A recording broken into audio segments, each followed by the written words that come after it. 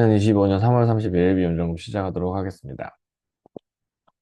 신용위험하고 제2금융권 위험, 경기 침체, 그 다음에 한계 기업이 네 가지가 있고요. 그 다음에 금리 인하, 금리 인상 이 두 가지도 따로 있습니다. 그리고 중국 부동산, 미국 부동산 이렇게 연결되어 있고요. 트럼프의 경기 정책은 이제 여기 안 넣은 이유 중에 하나는 얘가 모르겠어요. 그러니까 어떤 정책을 어떻게 해서 파괴시킬지를 정확히 알 수가 없어요. 조금은 애매해. 그냥 계속 이슈로 나올 거예요. 그러니까 이게 부동산 재벌에 영향도 있지 않을까 그렇게 보고 있고 결국 이거가 체크 되면은 1번을 트리거 걸고 금리나 이게 1번이 터져서 2번으로 가는 그거의 과정 사이클 안에 있습니다. 그러니까 올라갔다 내려오고 있는 이 사이클에서 이 온전히 어디가 나와야 된다 이렇게 보시면 되고 다행인 거는 미국 경제가 탄탄해요. 그래서 지금 잘 버티고 있다라고 보시면 됩니다. CDS 37까지 올라갔고요. 정치적 불확실성이 경제 상황에까지 미치기 때문에 지금 달러 인덱스 내려가는데 못 내려가고 이렇게 있는 거고요. 원 달러 환율은 내려오는 방향으로 갈 수밖에 없다라고 보시면 됩니다. 그림자 금융이라고 보이는 보험업계에서도 잠재적 위험이고요. 그다음에 기후 위기 무대응하면 금융 붕괴 이렇게 돈이 날아갈 수 있다는 거 이슈가 나오고 있고 저축은 프로젝트 파이낸싱도 똑같이 부담이 되고 있다. 이게 정상화하고 구조조정이 일어나야 된다라고 보시면 되고요. 제2금융권은 대출 연절 10년 새 가장 높다. 그 다음에 프로젝트 파이낸스 노출액 250조. 금융업입니다. 그래서 GDP 대비 33%. 그러니까 이게 전부 다 가계대출, 그거 부동산 대출이 다 연결돼 있다 보니까 이런 거고요. 줄여나가는 건 맞는데 이걸 급격하게 줄이면 그대로 경제가 힘들어집니다. 그렇게 조심스럽게 대응해야 되고요. 투자하고 유의 종목들 이제 이거 칼을 자루 드는데 진짜 불황일 때 드니까 더 힘든 거죠. 호황일 때는 이야기라도 할 수는 있지만 지금 그런 상황도 아닌 거라고 보시면 되고요. 20%가 한계 기업이다라고 보시면 되고 미국도 상장을 하지만 이렇게 높다는 것 자체가 우리가 의미하는 거 있거든요.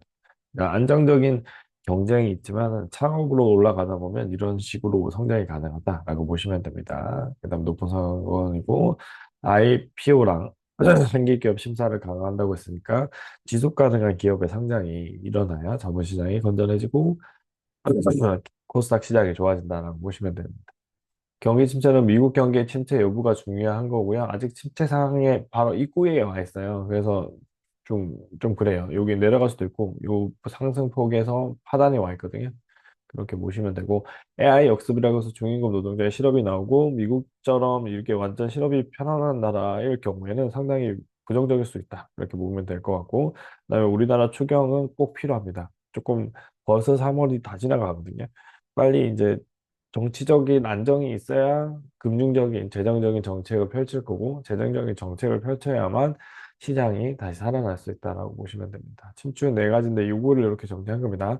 첫 번째는 미국이 비상시 지출 여력인데 2,000달러, 200만 원의 돈도 못 가지고 있는 경우가 많다. 그거 하나고요. 그다음에 가계부채가 있고, 그다음에 두 번째는 중소형조 실적 부진. 대형주 위주로 들어가고 중소형주는 M&A로 넘어갈 거고, 그러니까 결국에는 헐값의 애도가 나올 수밖에 없다라고 보시면 될 것 같고, 가이던스가 하향 조정. 그러니까 경기가 침체기가 오기 직전에 내려가기 전에 보통 일어나는 상황이다. 금리 인하 강화야 이게 반등이 가능하다. 그렇게 보시면 될 것 같고요. 그다음에 마지막으로는 여기 나오는 것처럼 그 채권 시장입니다. 채권 시장에서는 해외채 수익률의 차이는 크레딧 스프레드가 한 달간 꾸준히 상승했다. 그만큼 기업 부실의 그 성장이 커지고 있다라고 보시면 됩니다. 근데 여기 보면 경기 침체 수준은 아니라는 거죠. 그러니까 그 초입에 있다. 그렇게 보시면 되고 우리나라는 경기 침체 상황이니까 힘든 거죠. 얘가 금리 인하가 나와야 우리도 좀 버틸 수 있거든요. 그렇게 보시면 될 것 같습니다. 미국 금리와 일부 금리 인상 시작이고요. 우리나라는 2.75, 금리가 안 올라가는 이유가 가장 큰 요인이 요거고요. 4.5 두 개는 이제 높아지는 거고, 그다음에 급체 금리 전망 하향 조정하고, 그다음에 엔화득실, 그다음에 요만큼, 그다음에 인플레에서 추가 금리 인상에 대한 언급이 이제 나오고 있다는 거. 이런 부분들이 우리나라 경제에는 그렇게 썩 좋지는 않습니다. 엔캐리 트레이드가 은근히 많기 때문에 우리나라 경제가 탄탄해지려면 조금 더 우수한 대기업들이 성장을 해야 된다라고 보시면 될 것 같습니다. 중국 부동산하고 미국 부동산인데 이거 한인의 매각이 일어난다는 것 자체가 긍정적이고요. 그 다음에 이제 블랙로그가 나죠. 차다 자산 운송에 실패를 하고 간 거죠. 그 다음에 안정적 회복이 가능하다. 그리고 요게 도시들의 이제 그 집값 상승률인데 계속 상승은 하고 있죠. 그러니까 우량한 기업들이 나오는 지역은 올라가는 거고 그러지 않을 경우에는 못 올라간다. 그렇게 보시면 될 것 같습니다.